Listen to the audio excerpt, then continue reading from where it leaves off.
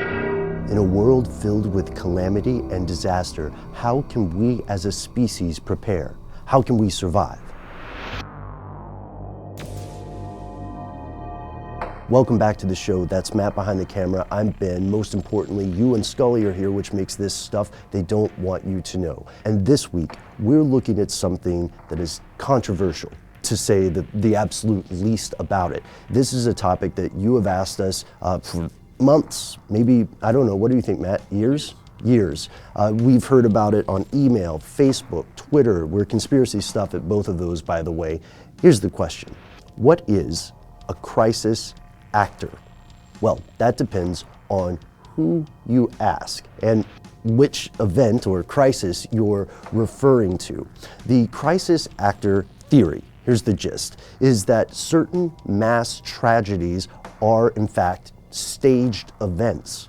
It's literally a performance, and that it's made to deceive the public, to beguile the average person into believing that all of the guns in the US need to be taken away from the common person, or that it isn't safe to go to a school. You'll hear different theories about this, often tying into the larger goal of making a population more amenable to increasing government control. There are quite a few proponents of this idea, among them Alex Jones, James Tracy, and this concept, right, of a crisis actor means that if you believe this, then you're saying that Sandy Hook, for instance, or the Boston bombing, or even 9/11 were staged events that occurred for this purpose of ultimately swaying the mind of a population. A lot of people find these kinds of theories to be profoundly offensive.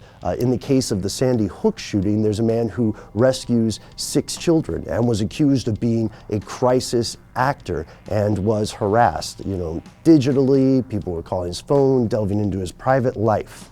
And of course, a lot of people believe that this is an offensive idea because folks really did die in these events. There's no way around that fact. And their criticism here, which is a valid question, is it not demeaning to the people who actually died to say that this entire thing was essentially a dog and pony show? So those are, at large, the two sides of the debate on this theory. And this theory takes two concepts that you have heard about before if you've watched our episodes. One is the idea of false flag attacks, and the other is the idea of military gaming or scenario role-playing, right? And it combines these two, but the goal here, instead of military preparedness, is more population preparedness. And here's where it gets crazy, especially for the skeptics in the audience who think this is entirely offensive and ridiculous. Okay, both of the things I just mentioned are real. False flag attacks really have occurred and may still be occurring. Gulf of Tonkin, anyone? However, it is also true that this sort of role-playing that militaries and first responders and agencies in governments throughout the world engage in, that stuff really happens. And crisis actors are real. Maybe not the way you think, though, because what crisis actors do, what we are talking about, is a very strange day job. Imagine this is your job. Every day you get up and you report to this off-site base in the middle of nowhere, and you go to a wardrobe room, right, where they bandage up your arm, and give you a little black on your eye or something, and you are going to spend the next day pretending to be someone who narrowly survived an earthquake, or someone who narrowly survived an invasion from a foreign military. This stuff really happens. I know it sounds like LARPing. I know it does. And in a way, it is. Private companies are hired to play these reindeer games, or war games, I guess I should say, and they've been doing it for years. However, the difference here is that the people who are doing these things are participating in a scenario that everyone knows is hypothetical.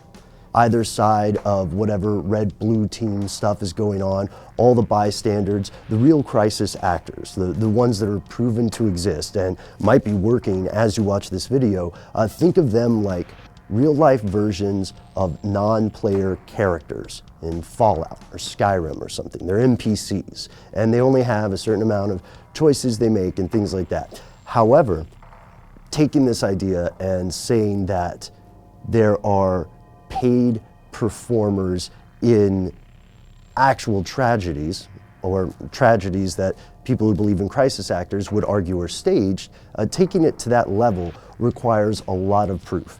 And at this point, it seems that there isn't any hard evidence. Now, you can find a lot of people who believe in this crisis actor theory, crisis actor theorists. You can find them posting photographs on websites and saying, this person looks similar to this person from this event. Oh, and there she is again.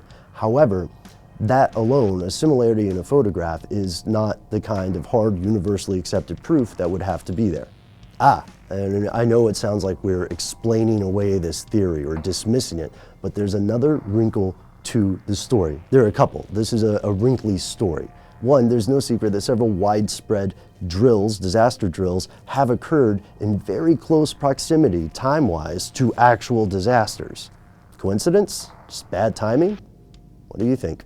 The second one, there are things kind of like the crisis actor theory that have actually been proven to occur. Consider the story of Nurse Naraya. We've talked about this before, but this was a person who was paid to go and tell what turned out to be a completely untrue story about horrific atrocities occurring in hospitals, justifying conflicts in the Middle East. Later, it turned out that not only was Nurse Naraya not a nurse, but that she was the daughter of an official who was prosecuted on the side of war in the Middle East. Things like that have occurred before. It's a murky world where there's this intersection between PR and propaganda and power. So the big question is then, how far does this go? That's what we're going to be looking at in our audio podcast this week. We're going to explore the various theories regarding Sandy Hook, San Bernardino, the other various mass shootings and disasters that we've heard about recently. And we're going to do it in the most respectful, objective way possible. We hope you'll tune in, and we hope to hear from you. So let us know what you think about this whole theory. Is there anything to it? Is it a bunch of bunk? Is it offensive? Or something else? Let us know in the comments. Thanks so much for watching. Stay tuned. We also have a live show once a week that Facebook, for some creepy corporate reason, won't let us tell you about. It's on Periscope. So if you follow us on Twitter, where we're conspiracy stuff, you can also see Matt, Noel, Scully, Steve, myself, a couple of different surprise guests every week, Fridays, 4 p.m. Eastern Standard Time. And as always, if you have an idea for a show, if you want to contact us, but you don't like the whole social media brouhaha, then of course, write to us directly. We are conspiracy@howstuffworks.com.